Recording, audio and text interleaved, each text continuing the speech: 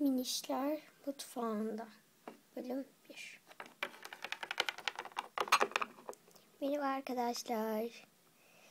Süslü'nün mutfağına hoş geldiniz. Bugün sizlerle birlikte şöyle yapacağız. Malzemelerimiz ise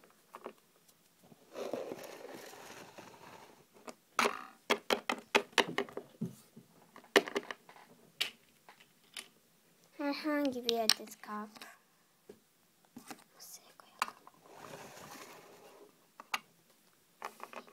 Bir de bir adet reçel.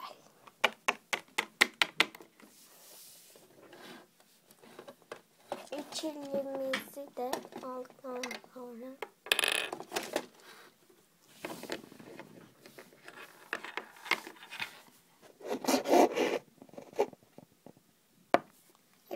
reçelimizi de aldıktan sonra yapmaya başlıyoruz. Ama ilk önce bir adet de kaşık alacağız.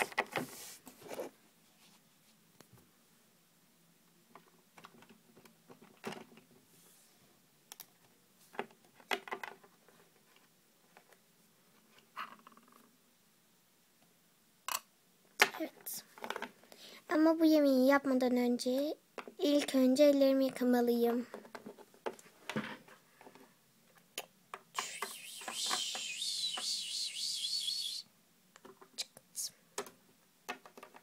Evet, yıkadım.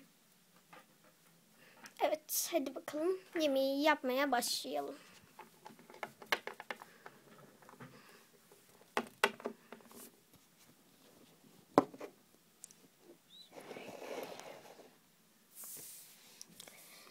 Evet.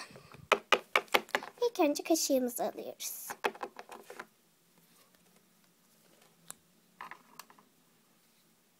Şöyle bir kaşık türü.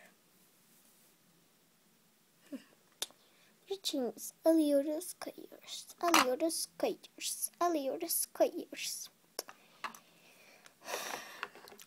Ondan sonra ilk önce burayı topladıktan sonra elbette ki şölemizi fırına atıyoruz.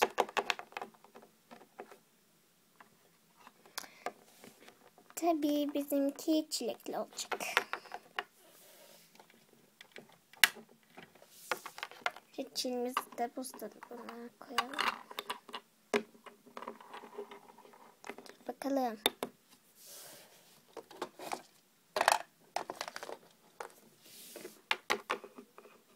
Evet, oldu.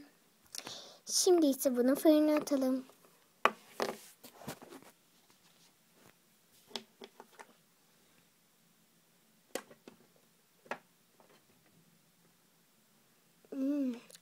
Ateş çok sıcak. Hemencik koyalım. Aslında bunu siz buzdolabına da koyabilirsiniz. Ama ben 5 dakika pişirdikten sonra buzdolabına koyacağım.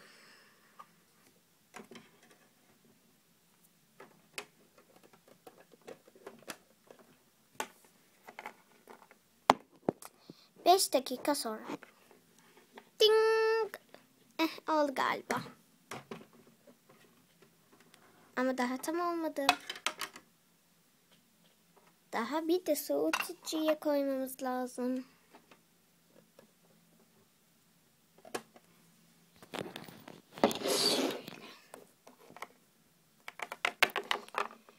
Ben bunu gidip buzdolabına koyayım.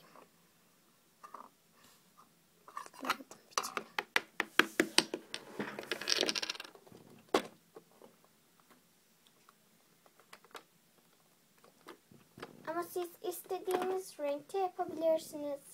Mesela ahududulu. Ahududu yap mesela, ben bayılırım. Evet. Koyuyoruz.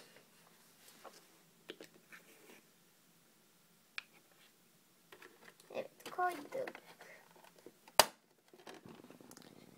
Ve 5-10 dakika buzdolabında bekletiyoruz. Tik tak tik tak tik tak. Ding. Galiba aldım.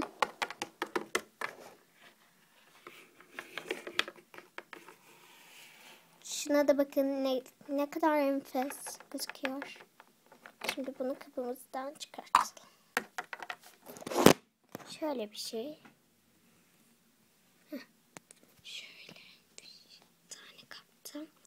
Arkadaşlar bu aslında mumdu. Ben mumun ipini çıkarttım sadece. Evet, jölemiz tamam.